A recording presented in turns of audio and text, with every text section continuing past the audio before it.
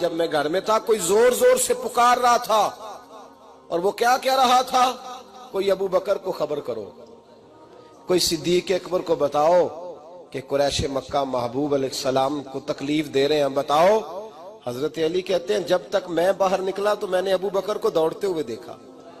صدیق اکبر کے پیروں میں جوتا کوئی نہیں، سر پہ ٹوپی کوئی نہیں، تینوں لب دیاں آپ گواچے،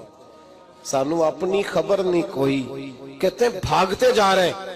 اور پھر جب صدیق اکبر پہنچے تو میں دوڑا آ رہا تھا اور منظر دیکھ بھی رہا تھا کہ ابو بکر صدیق نے ایک کافر کو ادھر پھینکا،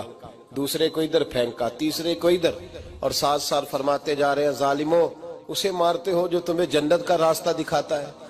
ظالموں ان پر تشدد کرتے ہو جو تمہیں جہنم سے بچاتے ہیں، جو تمہیں اللہ کا قرب دیتے ہیں، جو تمہیں دنیا کی آزمائشوں سے بچانے آئے۔